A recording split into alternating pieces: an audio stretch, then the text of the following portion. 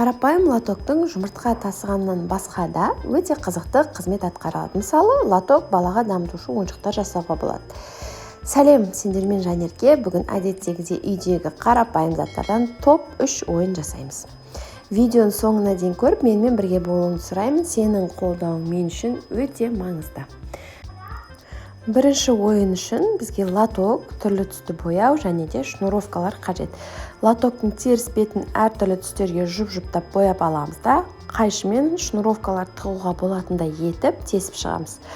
Балаға берілетін тапсырма лотоктағы бояу түсіне қарай шнуровкалардың 2-3-ін жалғау.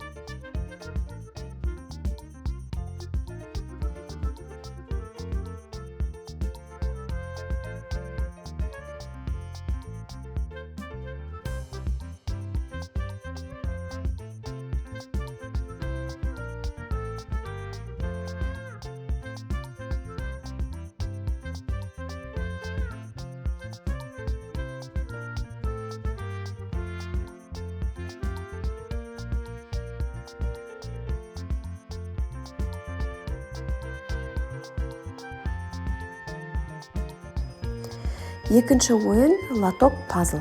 Видеода көрсетілгендей лотокты пазл бөлшектеріне бөлеміз. Әдемілік үшін түрлі түске бояп аламыз. Баланың міндеті пазлды құрастыру.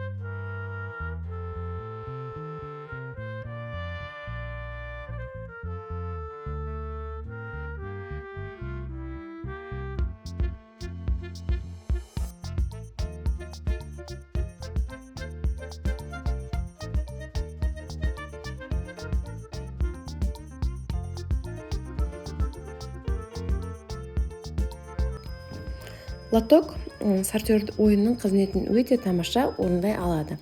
Лотоктың ішкі жағын түрлі түске бояймыз. Баланың міндеті лоток түсіне сай помпондарды, моншақ бөлшектерін, конструктордың немесе мозаиканың майда бөліктерін түсіне сай топтастыру. Біз үйде помпондарды пайдаландық.